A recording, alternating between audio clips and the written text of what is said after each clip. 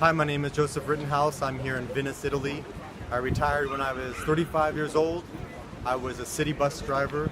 I took my bus money and I purchased single-family rental real estate in Texas. I also took my money and I partnered with other people and we purchased multifamily real estate in Texas. That's apartment complexes. And now I just travel around the world. I enjoy sharing ideas about financial education, also sharing some lifestyle ideas. Today I was thinking about what I wanted to talk to you about was how much damage is done to children as they're growing up with the education system. Also, tired parenting. I don't want to say bad parenting, but ineffective parenting. It could be a little bit better, and also the parents are tired though. But I noticed this phenomenon. I'm older now and I don't have to work anymore, and there's a lot of things that I like to do. It makes me happy. Traveling, learning foreign languages, teaching, education, video, audio. And these are not new things. These are not things that I just started to do when I was in my 20s and 30s. These are things that I always like to do. I like to do them when I was younger. But over time they got stifled. Can't do them. You don't have time to do those.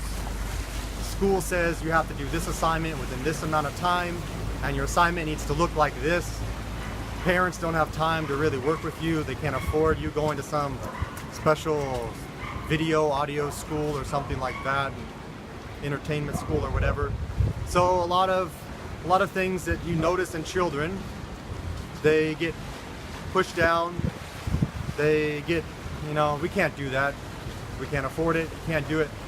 But hopefully later in life, those things can resurface, and a person, they can not like discover themselves, but they can uncover enough layers to where they can go back and finally do what they always wanted to do their whole life. And I notice a lot of the things I do now, it's nothing new. It's just me uncovering things that I always like to do. One of the first things I was thinking about was the couch. I used to put my stuffed animals on the couch. My parents worked for the railroad, so I got to see them carrying people on the train. I thought that was really cool. I thought it was a really cool thing to take care of people and have that whole big train of people, and you're the engineer and you take them around. I thought that was so awesome. But I used to put my stuffed animals on the couch, and I guess you could call that some sort of liking to take care of people, but I like the idea of being the leader who takes people where they want to go. Another thing I did when I was in about the 4th grade is I like to start playing around with language, with English alphabet. I wanted to change it and make like a new secret language, so I started trying to create new letters. This also came up again when I was about 10 years old. I liked Kung Fu movies, Chinese Kung Fu movies, and I would watch Chinese soap operas, and I had this feeling that if I watched them long enough, I would learn this cool secret language and I would get to talk like those people on the television. So language came up when I was real young, it also came up again when I was 10, and then it kind of died away until I was 18 years old, and then it came back. Another thing I wanted to do was be a news reporter when I was little. I had my my radio with my cassette tapes in it, and I'd go around, I'd interview my family, ask them what they were doing, ask my brother what he's doing. I would like interview people, and I was like a news reporter. Another thing I would do was Mario. Remember our camcorders? I would set it up on a tripod and I would record myself playing Mario, and I would like talk about the different levels. And so it's funny, I'm 38 years old now, but I was already doing stuff like this right now when I was like 1st grade, 2nd grade, when camcorders first came out in the mid 80s. And I was like teaching about Mario. I also would get VHS cassette tapes and I would put it in the recorder. And this, I wouldn't just make a mixtape with music, but what I would do is I would watch MTV and I would record like Madonna's video would come on, or MC Hammer or Milli Vanilli, and I would make like music video mixtapes so that I could go back and put in the VHS cassette tape and I could watch only the music videos that I wanted to watch. Another thing I did was, I wasn't always the best student. I like to do projects. I want to do projects on my time, my schedule. I want to do it over a week. I don't want to follow the school rules and do like what the teacher said, do your assignment within this amount of time and it's got to look like this or else you're wrong, you did a bad job. I didn't like that. I wanted to do projects. I could get A's on projects, other little boring assignments. I wouldn't do a very good job, but I could beat the best students in the class if we were doing a hands-on project and I had more time than you. If I had more time than you, more time than the best student, then I could beat you and I could do a good job. So teaching, I was the student that didn't do so good at school, but then I would go home and I actually would like to play school at home. I love being the teacher, I love handing out assignments, making assignments, and even grading the assignments. So watch what children are doing and they're going to be giving you little hints about what they love to do, what they're going to be good at, what their personality is suited for, what their brain enjoys doing, so that when they get older, this is the things that they're going to excel at. So I got older, I started working and went to school. What happened was, the first step was learning to fly. Learning to fly was the first wall that was broken down.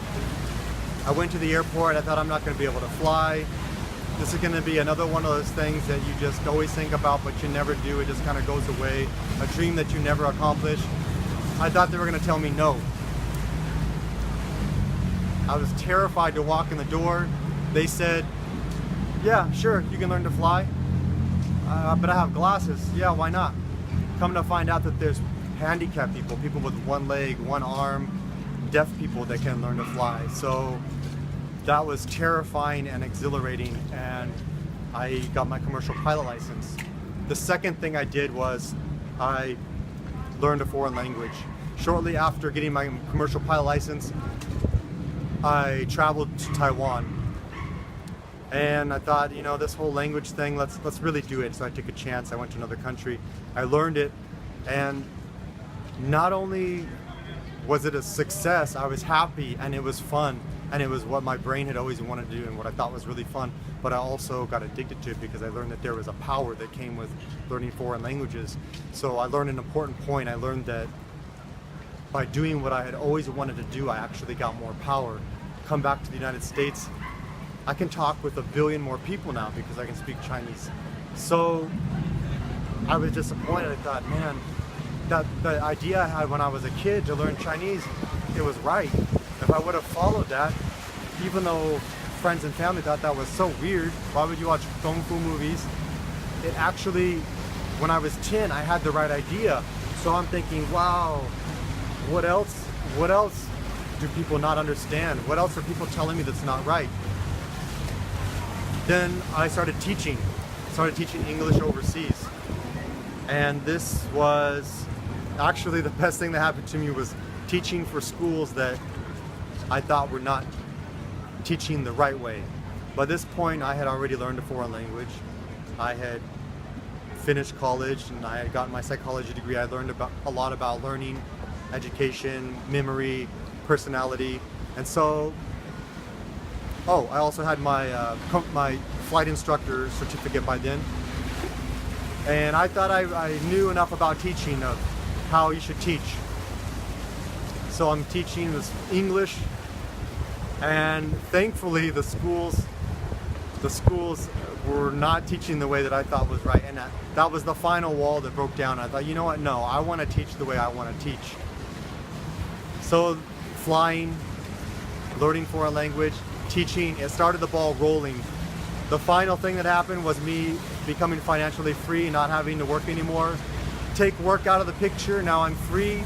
I have all the time in the world to do what I want to do. I'm going back, I'm uncovering.